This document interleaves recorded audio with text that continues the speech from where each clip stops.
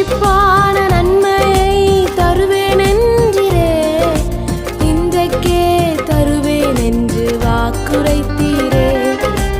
இழந்ததை திரும்ப தருவேன் என்று சொன்னீரே, இரட்டிப்பான பங்கையும் தந்திடுவாரே. யோசுவா 1ஆம் அதிகாரம் அதனுடைய 5வது வசனத்தினுடைய கடைசி பகுதி, நான் உன்னை விட்டு விலகுவதும் இல்லை, உன்னை கைவிடுவதும் இல்லை. இந்த வார்த்தையை கேட்டுக்கொண்டிருக்கிற எனக்கு அன்பான தேவ பிள்ளைகளே, உங்களை பார்த்து ஆண்டவர் ஒரு வாக்குத்தத்தமான வார்த்தையை கொடுக்கிறார். நான் உன்னை விட்டு விலகுவதும் இல்லை, உன்னை கைவிடுவதும் இல்லை. ஆண்டவர் உங்களோடு கூட இருக்கிற தகப்பன். சில நேரங்களிலே நீங்கள் நினைக்கலாம், ஆண்டவர் என்னை கைவிட்டு விட்டாரோ, என்னை விட்டு தூரம் போய்விட்டாரோ, அதனால தான் என் வாழ்க்கையில இத்தனை பிரச்சனைகள், இத்தனை நெருக்கங்கள், இத்தனை கஷ்டங்களை நான் அனுபவித்துக் கொண்டிருக்கிறேன் என்று சொல்லி நீங்கள் புலம்பிக் கொண்டிருக்கலாம்.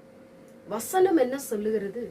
நான் உன்னை விட்டு விலகுவதும் இல்லை, உன்னை கைவிடுவதும் இல்லை. இன்றைக்கு நம்பின மனிதர்கள் உங்களை விட்டு விலகி இருக்கலாம், உங்களை கைவிட்டு இருக்கலாம், உறவுகள் கைவிட்டு இருக்கலாம், சொந்த பந்தங்கள் கைவிட்டு இருக்கலாம், உங்களுடைய உடன் பிறப்புகள் உங்களை கைவிட்டு இருக்கலாம், பெற்றெடுத்த தாய் தகப்பனே உங்களை கைவிட்டு இருக்கலாம், உங்க பிள்ளைகள் கூட உங்களை கைவிட்டு இருக்கலாம், உங்களுடைய நண்பர்கள் உங்களை கைவிட்டு இருக்கலாம்.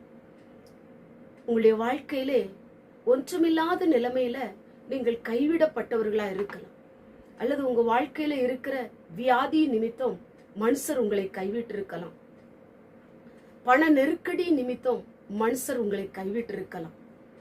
நீங்கள் சந்தித்துக் கொண்டு வருகிற ஒவ்வொரு பிரச்சனையின் நிமித்தம் மனுஷர் உங்களை கைவிட்டு இருக்கலாம். கடன் பாரத்தின் நிமித்தம் மனுஷன் உங்களை கைவிட்டு இருக்கலாம். ஒரு நல்ல வேலை கிடைக்கலையே என்று சொல்லி நீங்க நினைக்கலாம், உங்களுக்கு வேலை இல்லாத பார்த்து மனுஷன் உங்களை கைவிட்டு இருக்கலாம். இப்படி பல சூழ்நிலைகளிலே மனுஷரால் நீங்கள் கைவிடப்பட்டிருக்கலாம். மனுஷர்கள் உங்களை விட்டு விலகி போயிருக்கலாம். ஆனா ஆண்டவர் உங்களை விட்டு விலகாத தேவன். உங்க கஷ்டத்திலும், உங்க நஷ்டத்திலும், உங்க பிரச்சனைகளிலும், உங்க பாடுகளிலும் உங்க கூட இருந்து உங்களை நடத்துகிற தகப்பன். ஆண்டவர் உங்களை ஒரு நாளும் கைவிடுகிற தெய்வம் அல்ல. உங்க கூடே இருந்து உங்களை நடத்துகிறவர், உங்களை ஆசீர்வதிக்கிறவர்.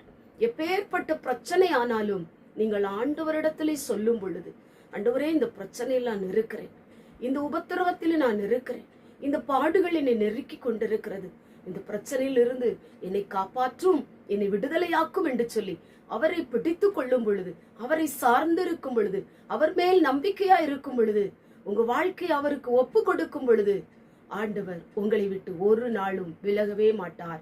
உங்க கூடவே இருப்பார். உங்களை கைவிடவே மாட்டார். உங்களுக்கு அற்புதம் செய்வார். நீங்கள் எதிர்பார்த்ததை செய்வார். உங்க விருப்பத்தை நிறைவேற்றுவார். உங்க வாழ்க்கையில நல்ல உயர்வை தந்து உங்களை ஆசீர்வதிப்பார். கண்களை மூடி ஜெபம் பண்ணுவோம்.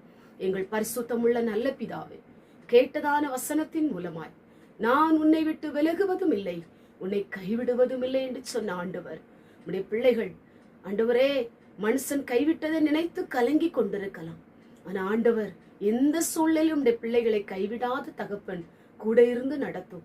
இந்த வார்த்தை கேட்டுக்கொண்டிருக்கிற ஒவ்வொருவரும் கூட இருந்து உங்களை ஆசீர்வதியும். இயேசுவின் மூலம் செபிக்கிறோம் பிதாவே, ஆமென்.